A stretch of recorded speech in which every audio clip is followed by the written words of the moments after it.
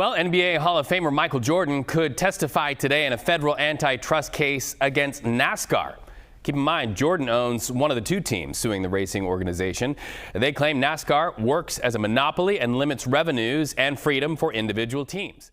I'm all in. I love it. You know, it replaces a lot of the competitiveness that I had in basketball, but this is even worse, because I have no control. Michael Jordan did not change NASCAR by racing faster. He changed it by going to court. One lawsuit made NASCAR settle, change its system, and give team owners power they never had before. How did a basketball legend manage to shake the sport this hard? Michael Jordan did not enter NASCAR quietly.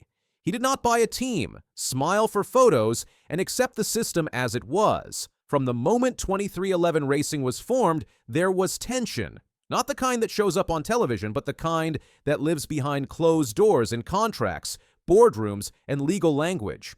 For years, NASCAR had been run one way. The France family controlled the sport's business structure. Teams raced. NASCAR owned the charters. Power flowed in one direction. That balance held for decades, until it didn't. The story that ended in December 2025 began much earlier. In 2020, Michael Jordan and Denny Hamlin announced the creation of 23XI Racing. It was historic. The greatest basketball player of all time was stepping into stock car racing as a team owner. At first, the focus stayed on drivers, paint schemes, and results.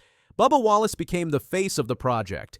Kurt Busch followed. Wins came. Playoff runs followed. But beneath the surface, a larger issue was growing: the charter system. NASCAR's charter model was designed to provide stability. Teams bought charters that guaranteed entry into races and a share of revenue. But those charters were not permanent. They were leased. NASCAR retained ultimate control. Renewal terms were unclear. Revenue splits heavily favored the sanctioning body.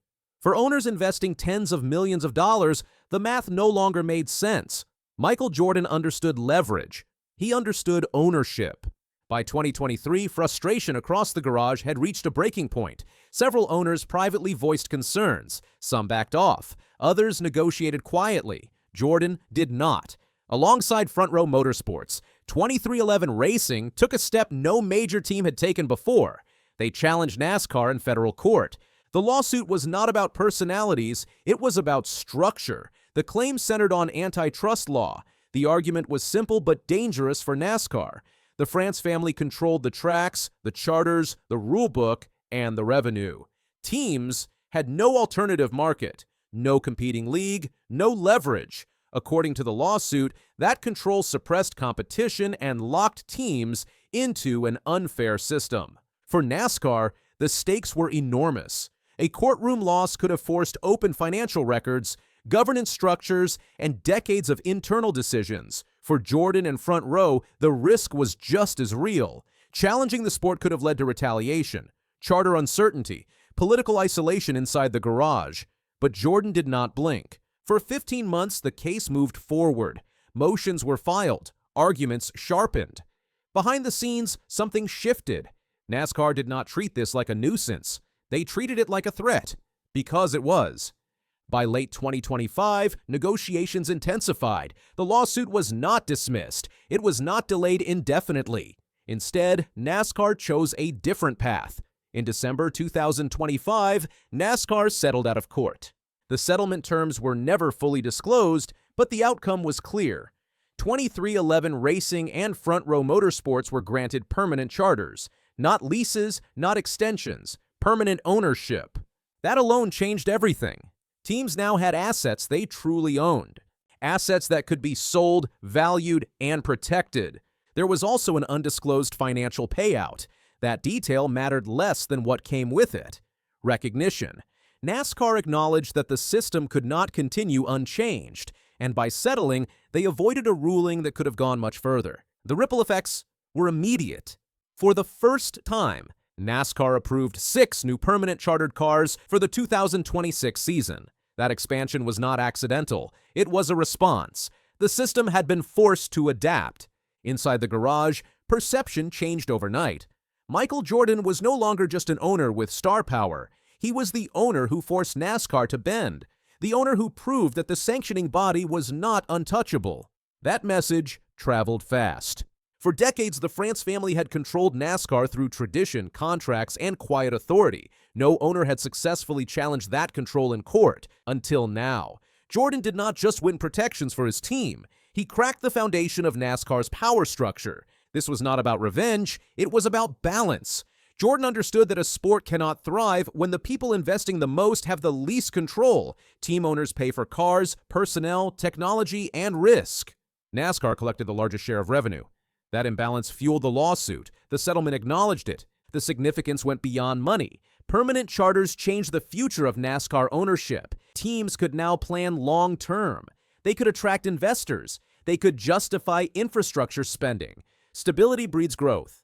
Uncertainty kills it. Jordan's influence extended beyond his own garage. Other owners quietly benefited. The lawsuit did what years of meetings could not. It forced NASCAR to negotiate as an equal. This victory also reshaped Jordan's role in the sport. He was no longer a celebrity owner learning the ropes. He was a power broker, someone NASCAR had to listen to, someone who could rally others, someone who understood pressure. The irony is that Jordan never positioned himself as a revolutionary. He positioned himself as an owner demanding fairness. But fairness in a closed system looks radical, especially when it threatens decades of control. Critics accuse Jordan of trying to take over the sport. That was never the goal. Control was not transferred to 23XI Racing. NASCAR still runs the series, but unchecked authority was replaced with accountability. That distinction matters. The settlement marked a turning point, not a collapse, not a takeover, a shift. NASCAR could no longer assume compliance. Owners now knew resistance was possible. For Jordan, the victory validated his approach. He entered NASCAR to compete, to win races, but also to build something that lasts. Permanent charters ensure that 23XI Racing is not dependent on favor or renewal. It is anchored.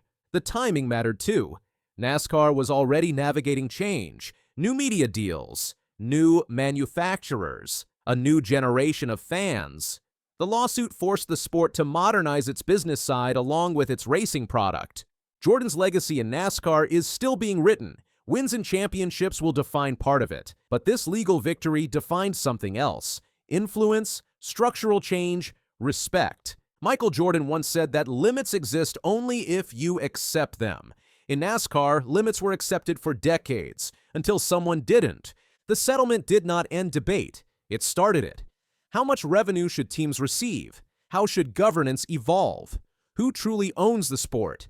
Those questions are now open. Michael Jordan did not steal NASCAR's power. He exposed it.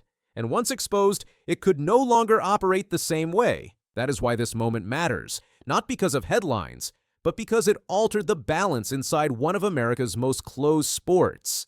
For the first time, NASCAR's future will be shaped not just by tradition, but by negotiation. Not just by authority, but by partnership. And that is a victory far bigger than any checkered flag.